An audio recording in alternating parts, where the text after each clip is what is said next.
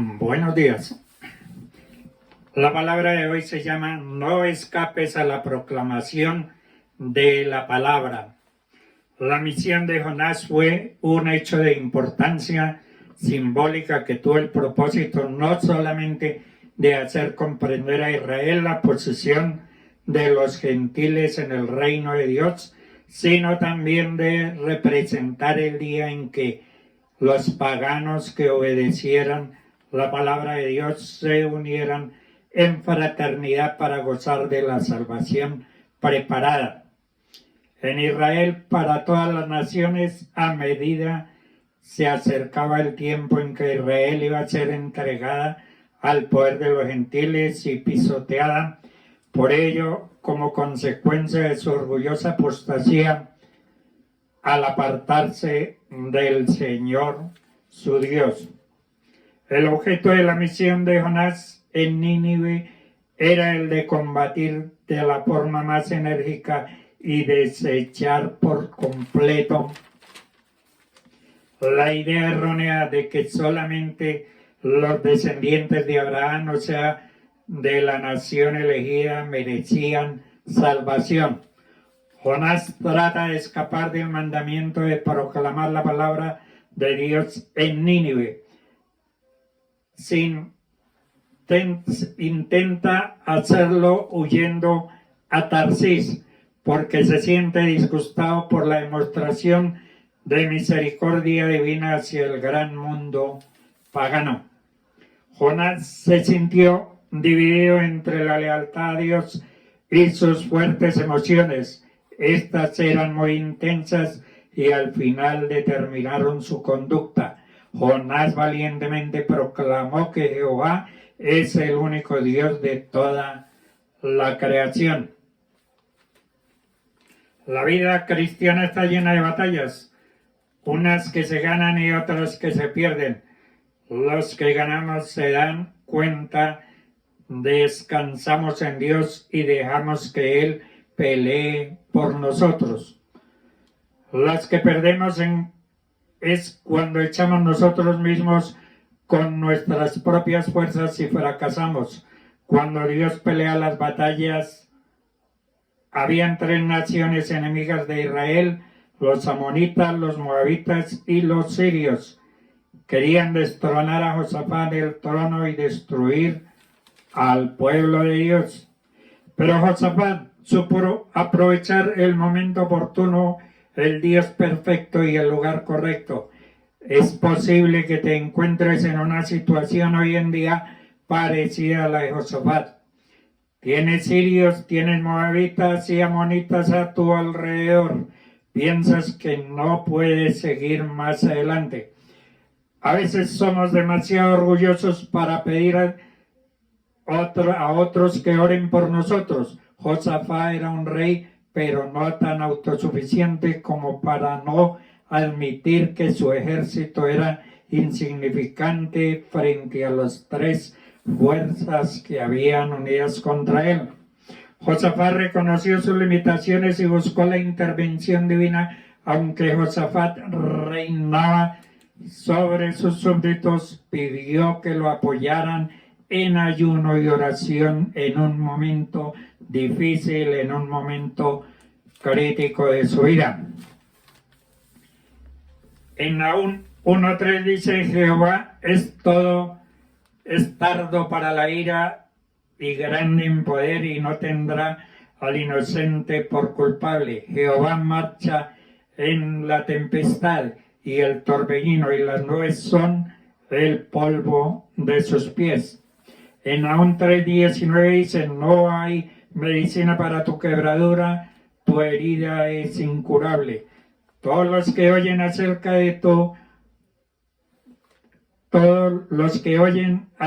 de ti aplauden tu ruina, porque sobre quien no ha pasado sin tregua su maldad. Creemos que para una nación, así como para un individuo, es posible continuar viviendo en el pecado hasta que se cruza un límite. No sabemos dónde se encuentra esa marca, no podemos decir cuándo es ese momento culminante, pero ocurrirá. Pero ese límite existe y cuando se cruza ese límite no se trata de que la gracia de Dios pueda alcanzar a una persona, sino que el problema es que esa persona no puede alcanzar a Dios.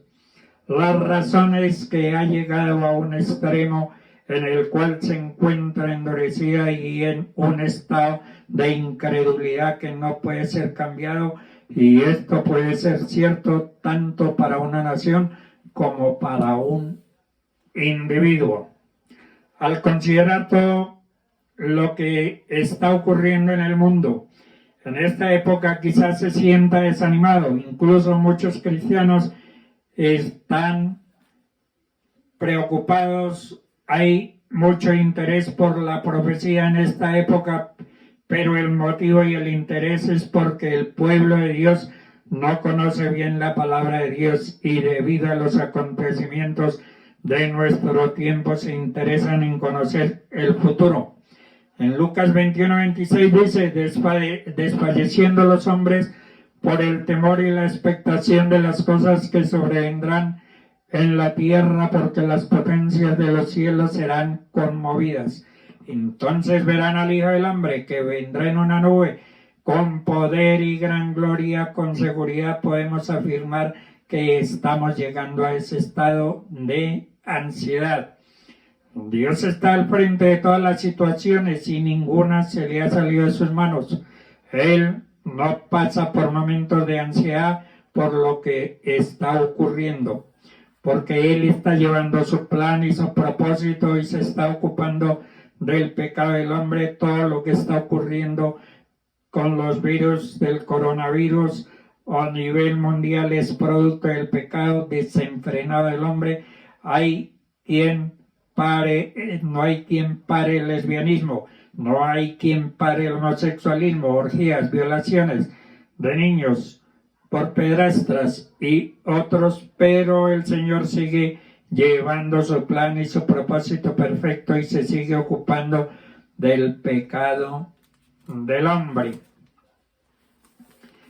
Seríamos un poco ciegos si no vemos estas señales de advertencia que Dios envía, y cuando Jesús dice en Mateo 24:7, porque se levantará nación contra nación y reino contra reino, y habrá pestes y habrá hambres y habrá terremotos. Algunas naciones han venido en decadencia en los últimos tiempos. La decadencia parece ser a primera vista un proceso lento. En estos momentos el proceso de decadencia parece ser irreversible y se acelera con frecuencia con sucesos mundiales inesperados por muchos, pero de conocimiento de todo cristiano. Estos sucesos escapan a toda previsión. Vemos hoy la crisis económica global en donde se visualiza una recesión económica con resultados desastrosos para la humanidad. Una recesión económica de carácter mundial. Las pandemias que tienen un confinamiento a todas las naciones traerá como resultado hambre en el mundo. Somos vulnerables. Dios juzga porque es justo. Él nos ama, pero continúa siendo justo. Él tiene que enfrentarse al pecado presente en las vidas de aquellos que Él ama. Nínive era una ciudad que Dios amaba y esto fue lo que dijo al profeta Jonás. Jonás quería ver a la ciudad destruida, pero Dios dijo, y no tendré yo piedad de Nínive, aquella gran ciudad donde hay más de 120,000 personas que no saben discernir entre su mano izquierda y su mano derecha, y muchos animales. Dios quería perdonar la ciudad y a sus habitantes, muchos de los cuales eran niños, y definitivamente Dios había perdonado a Nínive. Este sería el mensaje del profeta Nahum. 150 años antes había sido portador del mensaje de Dios y los ciudadanos de Nínive se habían arrepentido. Sin embargo, el arrepentimiento había sido transitorio. Pero los días de gracia de Dios habían llegado a su fin y el momento funesto se aproximaba. En Nahum 3:19 dice, no hay medicina para tu quebradura, tu herida es incurable, todos los que oyen acerca de ti aplauden tu ruina. Nínive había llegado a un punto en el que no había restauración para sus pobladores. Una nación o un individuo que pueden seguir viviendo en el pecado, pero hay un límite.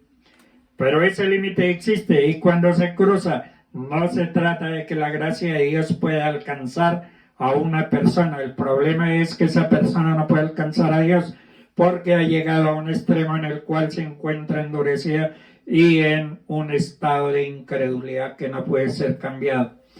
No importa quiénes seamos nosotros, no podemos evitar que Él nos ame. Sin embargo, podemos llegar al extremo en que no experimentaremos el amor de Dios cuando nos cubrimos con paraguas de pecado. El sol del amor de Dios no va a brillar sobre nosotros, pero continuará estando allí en el mismo lugar de la misma forma. También podemos cubrirnos con la sombrilla de la indiferencia, de darle a Él la espalda y de no hacer su voluntad. La Biblia dice, estad quietos y conoced que yo soy Dios. Observa que debes estar quieto. Tenemos que estar en paz allí donde estemos, ahora mismo. Tal vez no sea perfecto ni a nuestro gusto, ni tenga la amplitud que quisiéramos tener. Si vivimos con preocupación y estrés, mantendremos atadas las manos de Dios Todopoderoso.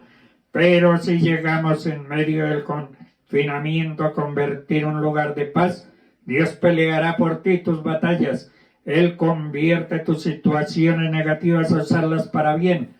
Hoy podemos ver que ha pasado ya 2 años y aquí estamos proclamando la palabra de Dios, porque Él nos ha traído, nos ha protegido y estará con nosotros donde quiera que nosotros vayamos. Las Escrituras dicen, pero los que hemos creído entramos en el reposo. Significa que aunque tengamos problemas, confiamos en que Él se ocupará de ellos. Significa que cuando no entendemos una situación, no tratamos constantemente de analizarla y encontrarle una solución. Cuando nuestro reposo está verdaderamente en Dios, sabemos que Dios nos tiene en la palma de su mano.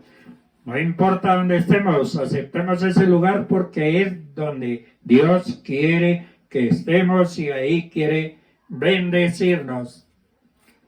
Dios les bendiga.